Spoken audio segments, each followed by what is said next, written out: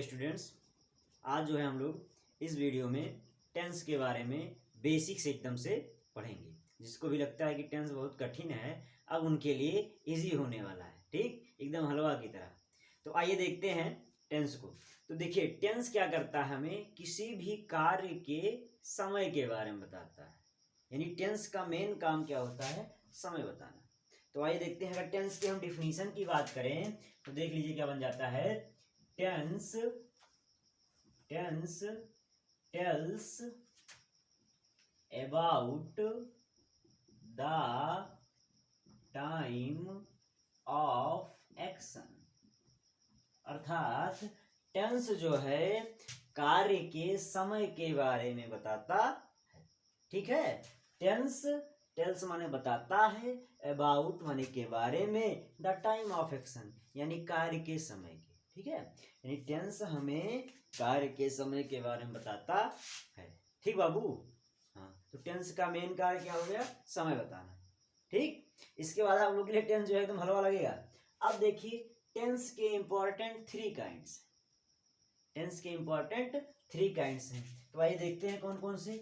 पहला काइंड हमारा बन जाता है प्रेजेंट टेंस। क्या बन जाता है, प्रेजेंट टेंस बाबू। ये हमारा है पहला काइंड। हिंदी में इसको कहते हैं वर्तमान काल। क्या कहते हैं बाबू, वर्तमान काल। ठीक है मुन्ना। दूसरा टेंस बन जाता है पास्ट टेंस। क्या बन जाता है, पास्ट टेंस। इसको हिंदी में कहते हैं भूतकाल। कौन सा काल, भूतकाल। और तीसरा टेंस बनता है फ्यूचर टेंस। क्या बनता है बाबू, फ्यूचर टेंस। इसको हिंदी में कहते हैं भविष्यत काल।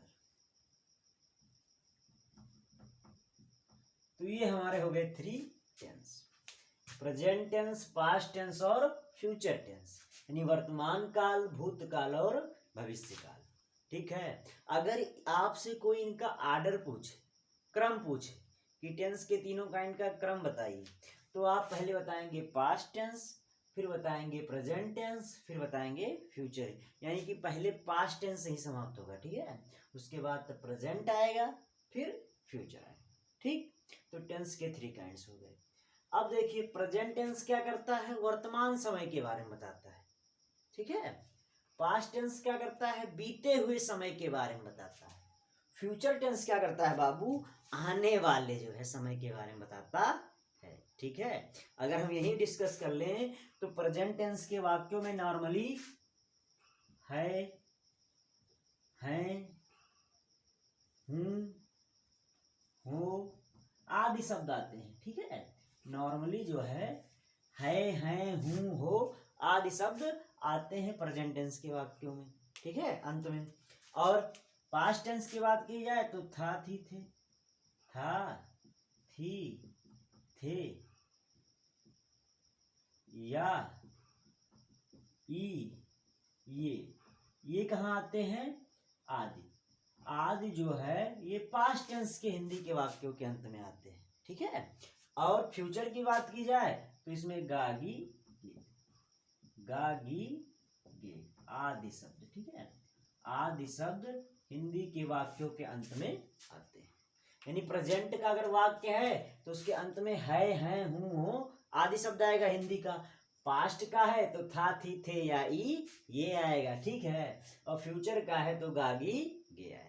यानी कोई अगर हिंदी का वाक्य लिखा है तो इसके द्वारा आप लोग जो है जान जाएंगे कि प्रेजेंट का है कि पास्ट का है कि फ्यूचर का है। जैसे मैं एग्जांपल दूं, दादाजी बाजार गए, तो देखो गए आ गया, दादाजी बाजार गए, अंत में क्या आ गया, गए आ गया।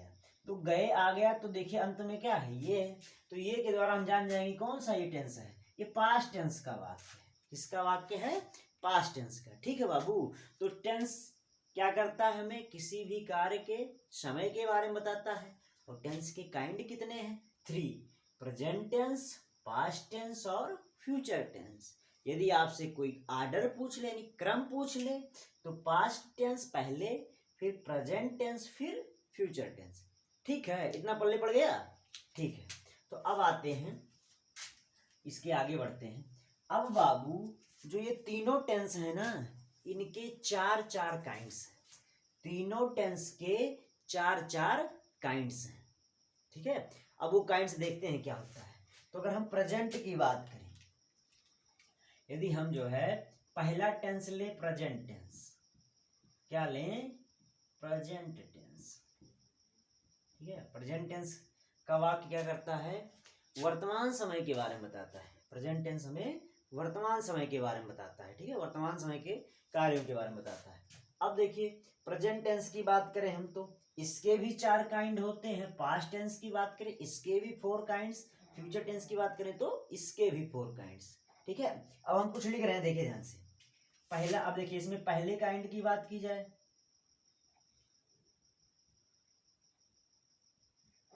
देखिए क्या होता है। पहले जो है पहले काइंड्स की बात की जाए, पहले काइंड की बात की जाए तो पहला काइंड बन जाता है इसका, देखिए प्रेजेंट इंडिफिनिट टेंस। क्या बन जाता है बाबू, प्रेजेंट इंडिफिनिट टेंस। कौन सा टेंस, प्रेजेंट इंडिफिनिट टेंस। दूसरा है present continuous, present continuous tense. तीसरा जो बन जाता है present perfect tense, present perfect tense बाबू। चौथा जो बन जाता है वो present perfect continuous tense, continuous tense, ठीक है। देखिए प्रेजेंट के चारों काइंड की बात की जाए तो पहला प्रेजेंट इंडिफिनिट टेंस, क्या बाबू, प्रेजेंट इंडिफिनिट टेंस। दूसरा है प्रेजेंट कंटीन्यूअस, दूसरा क्या है, प्रेजेंट कंटीन्यूअस टेंस। तीसरा है प्रेजेंट परफेक्ट टेंस, तीसरा क्या है, प्रेजेंट परफेक्ट टेंस। और चौथा ना है बबुआ प्रेजेंट परफेक्ट कंटीन्यूअस टेंस। ये तो चार हो गए टेंस। इसको जो है आप जो नहीं जानते हैं, जो नहीं पढ़े हैं, उसको 2-3 बार बोल देंगे तो दिमाग में आ जाएगा। अब देखिए ऐसे ही जब हम पास्ट में आते हैं, किस में आते हैं, पास्ट टेंस में आते हैं। जब हम पास्ट टेंस में आते हैं तो बस यही करना है, सब में ये रहेगा, पास्ट में भी ये रहेगा, फ्यूचर में भी ये रहेगा, ठीक है। बस क्या कर देना, आगे वाला चेंज कर देना है। अर्थात जब हम पास्ट टेंस पढ़ेंगे कि पास्ट टेंस के चारों काइंड का नाम बताइए, तो बन जाएगा past indefinite tense, past continuous tense, past perfect tense और पास्ट परफेक्ट कंटीन्यूअस। यानी प्रेजेंट हटा देना है, पास्ट लगा देना है। ऐसे ही जब फ्यूचर में जाएंगे तो पास्ट हटा के या प्रेजेंट हटा करके फ्यूचर लगा देना है। अर्थात फ्यूचर के अगर चारों काइंड का नाम पूछे तो बता दोगे बाबू, future indefinite tense, future continuous tense, future perfect tense और फ्यूचर परफेक्ट कंटीन्यूअस टेंस। पल्ले पड़ा इतना। यानी आपको याद क्या करना है, indefinite tense, continuous tense, perfect tense और परफेक्ट कंटीन्यूअस टेंस, ये चारों हो गए। अब उसमें अगर आपसे जो भी पूछे, प्रेजेंट का पूछे तो प्रेजेंट लगा देंगे, पास्ट का पूछे तो पास्ट बता सकते हैं और फ्यूचर का पूछे तो फ्यूचर। इससे आपको क्या हो जाएगा, याद हो जाएगा आसानी से, ठीक है। यानी अगर हम पास्ट टेंस के चारों काइंड का नाम लिखें बाबू तो बन जाएगा क्या, पास्ट इंडिफिनिट टेंस। क्या बन जाएगा, पास्ट इंडिफिनिट टेंस, ठीक है। Past indefinite tense, past continuous tense, past perfect tense और पास्ट परफेक्ट कंटीन्यूअस टेंस। ऐसे ही फ्यूचर की बात करेंगे तो future indefinite tense, future continuous tense, future perfect tense और फ्यूचर परफेक्ट कंटीन्यूअस टेंस, ठीक है। दूसरा हो जाएगा पास्ट कंटीन्यूअस, कंटीन्यूअस टेंस, ठीक है। स्पेलिंग थोड़ा देख लीजिएगा, कंटीन्यूअस का बच्चे गलत कर देते हैं, ठीक। दूसरा हो गया पास्ट कंटीन्यूअस टेंस। अब आते हैं, अब देखिए तीसरा क्या हो जाएगा, तीसरा जो टेंस हमारा बनेगा, तीसरा टेंस हमारा बनेगा पास्ट परफेक्ट टेंस। क्या बन जाएगा, पास्ट परफेक्ट। और चौथा बनेगा पास्ट परफेक्ट कंटीन्यूअस टेंस। ये हमारे क्या हो गए, चारों पास्ट के हो गए, ठीक है बाबू। ये तो दिमाग में आपके बैठ गया होगा, है ना, पल्ले जो है ये पड़ गया होगा, ठीक है। अब हम बात करें फ्यूचर की, हम तीसरे काइंड अर्थात जो है फ्यूचर की बात करें फ्यूचर टेंस की, फ्यूचर टेंस के। तो फ्यूचर टेंस के जो चारों काइंड होते हैं ना बाबू, वो भी यही होंगे, वो भी क्या होंगे, यही होंगे। बस क्या कर देना है, फ्यूचर लगा देना, अर्थात future indefinite, future continuous, future perfect और फ्यूचर परफेक्ट कंटीन्यूअस टेंस। ठीक, तो लिख दे रहे हैं हम जो है, पहला हो गया फ्यूचर इंडेफिनिट टेंस। फ्यूचर क्या हो गया, इंडेफिनिट टेंस। ठीक है, दूसरा क्या हो गया, future continuous tense, continuous tense. बाबू इसको याद कर लेना, दिमाग में बैठा रखो, याद क्या करना है, indefinite, continuous, perfect, perfect continuous. बाकी उसके बाद जो है आपको प्रेजेंट, पास्ट और फ्यूचर लगाते जाना है। ठीक है, तीसरा क्या बन रहा है, future perfect tense, future perfect tense. ठीक है, चौथा क्या बन जाएगा, future perfect continuous tense, continuous tense. ठीक है, ये जो है आपके फ्यूचर के विचारों हो गए। ठीक, समझ पाए बाबू। तो टेंस 3 है, तीनों के 4 काइंड, 4 काइंड्स हैं। ठीक, इस प्रकार से जो है आपकी लगभग टेंस 12 हो गए। कितने टेंस हो गए, 12 हो गए। अब इन्हीं टेंसों के बारे में हमको पढ़ना है। ठीक है, बहुत ही आसान तरीके से है ना, एकदम से अच्छे से जो है, जिसको नहीं आता टेंस बस आसानी से आ जाएगा, बस ध्यान करना है थोड़ा, इसको जो है आपको दिमाग में बैठा लेना है, यानी याद कर लेना है। ठीक, इसके आगे जो है हम लोग फिर पढ़ेंगे। ठीक, अब आते हैं, ये तो हमारा हो गया 3 टेंस, तीनों के 4 काइंड। चारों काइंड में खाली आपको इतना याद करना है, इंडेफिनिट, कंटीन्यूअस, परफेक्ट और परफेक्ट कंटीन्यूअस टेंस। अब उसमें प्रेजेंट, पास्ट और फ्यूचर अपने इच्छा अनुसार आप लोग जो पूछेगा वैसे ही लगा लेंगे। अब देखिए, अब हम लोग शुरू करेंगे प्रेजेंट टेंस। क्या शुरू करेंगे, प्रेजेंट टेंस। ठीक है, अब देखिए प्रेजेंट टेंस क्या होता है भाई, प्रेजेंट टेंस क्या होता है जानते हैं, इसका आज इंट्रोडक्शन हम लोग ले रहे हैं। प्रेजेंट टेंस क्या होता है, तो यह टेंस हमें वर्तमान समय के, चूंकि टेंस समय के ही बारे में बताता है, तो प्रेजेंट टेंस हमें वर्तमान समय के बारे में बताता है। वर्तमान समय जो इस समय काम समय चल रहा है वही है हमारा वर्तमान समय। तो प्रेजेंट टेंस हमें वर्तमान समय के बारे में बताता है। पहचान के बाद नॉर्मली हम पहचान कहें तो इसके हिंदी के वाक्यों के अंत में है, हूं, हो आदि शब्द आएंगे। ठीक है, जैसे लड़के मैदान में खेल रहे हैं तो हैं आ गया अंत में। ठीक है, तो प्रेजेंट का वाक्य। ठीक, ठीक है, माता जी खाना बना रही हैं तो बना रही हैं आ गया, तो ये भी क्या है, प्रेजेंट का वाक्य। ठीक, वे विद्यालय जाते हैं आ गया, तो ये भी क्या हो गया, प्रेजेंट का हो गया। तुम क्या करते हो आ गया, तो ये भी क्या हो गया, प्रेजेंट का वाक्य। ठीक है बाबू, तो ये हमने जो है इसके द्वारा, यानी अगर हिंदी के वाक्य अंत में है, हैं, हूं, हो आएगा तो प्रेजेंट टेंस का वाक्य होगा। ठीक है, चलिए, तो प्रेजेंट टेंस हमें क्या करता है, वर्तमान समय के बारे में बताता। ठीक है, प्रेजेंट टेंस हमें क्या करता है, वर्तमान समय के बारे में बताता है। अब इसका जो पहला काइंड बनता है प्रेजेंट इंडेफिनिट टेंस। क्या बनता है बाबू, प्रेजेंट इंडेफिनिट टेंस। ठीक, उसको जो है पढ़ने से पहले हम लोग और एक चीज जान लेंगे, क्या होता है इसमें, हर एक टेंस में हमको लगभग 4 सेंटेंस, कितने सेंटेंस बाबू, 4 सेंटेंस, यानी 4 सेंटेंसेज पढ़ने होते हैं। 4 क्या पढ़ने होते हैं, सेंटेंसेज। 4 जो है सेंटेंस हमें पढ़ना होता है। ये 4 सेंटेंसेज है कौन कौन, देख लीजिए इसको। पहला होता है अफर्मेटिव सेंटेंस, अफर्मेटिव सेंटेंस। क्या होता है बाबू, पहला अफर्मेटिव। इसका एक और नाम क्या है, पॉजिटिव सेंटेंस।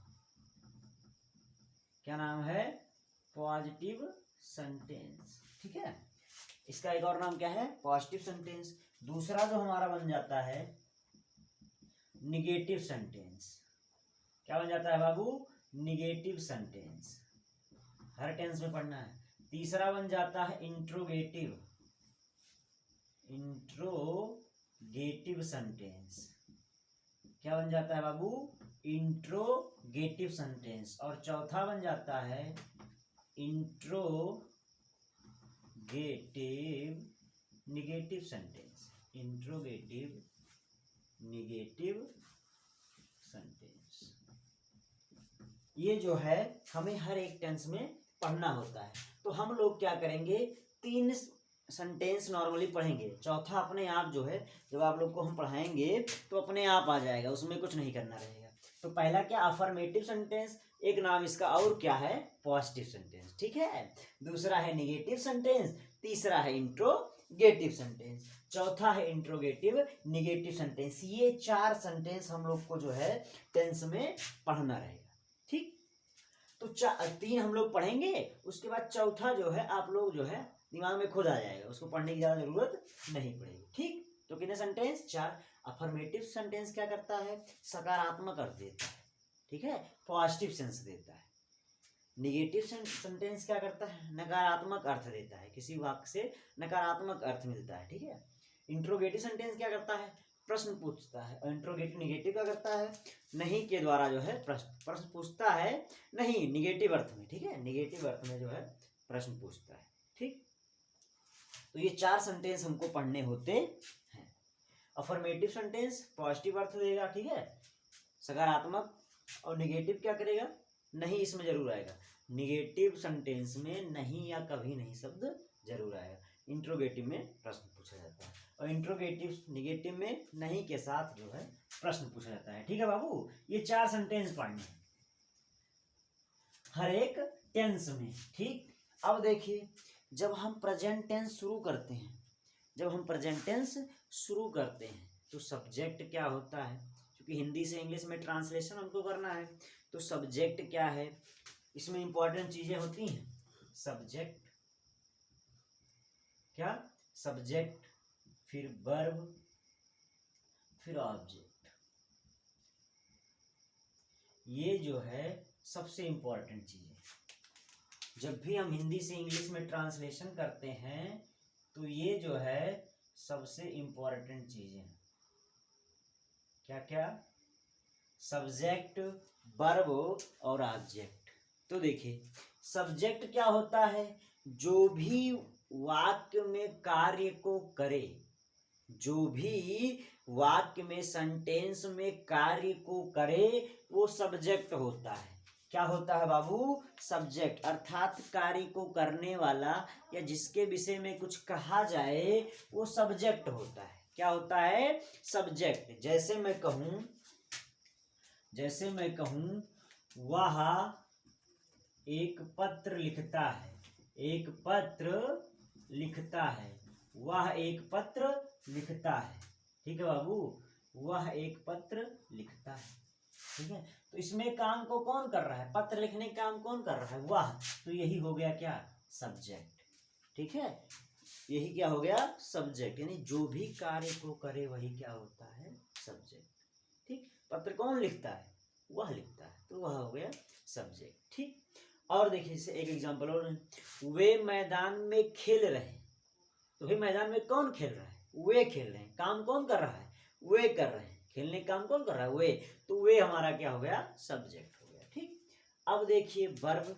तो वर्ब में ना बाबू, वर्ब में इंपॉर्टेंट जो है, वर्ब की बात करें तो टेंस में इंपॉर्टेंट 2 वर्ब होते हैं। कितने वर्ब होते हैं बाबू, 2। पहला होता है मेन वर्ब। क्या होता है, मेन वर्ब। दूसरा होता है हेल्पिंग वर्ब। क्या होता है, हेल्पिंग वर्ब। पहला इंपॉर्टेंट है मेन वर्ब, दूसरा क्या है, हेल्पिंग वर्ब। मेन वर्ब क्या होता है, सब्जेक्ट के द्वारा किया जाने वाला कार्य। सब्जेक्ट के द्वारा किया जाने वाला कार्य ही क्या होता है, मेन वर्ब, ठीक है, मुख्य क्रिया। मेन वर्ब यानी मुख्य क्रिया। सब्जेक्ट के द्वारा किया जाने वाला ही कार्य क्या होता है, मेन वर्ब। जैसे वह एक पत्र लिखता, सब्जेक्ट कौन सा काम कर रहा है, पत्र लिखने का, नहीं लिखना, यानी क्या है, लिखना जो है, लिखता है, यहाँ जो लिखा है लिखना जो वो काम कर रहा है, यही क्या है, मेन वर्ब, यही क्या है, मेन वर्ब। जो भी काम सब्जेक्ट करे वही मेन वर्ब होता है। ठीक है बाबू, जो भी काम सब्जेक्ट करे वही मेन वर्ब होता है। तू लिखने का काम कर रहा है तो वही मेन वर्ब।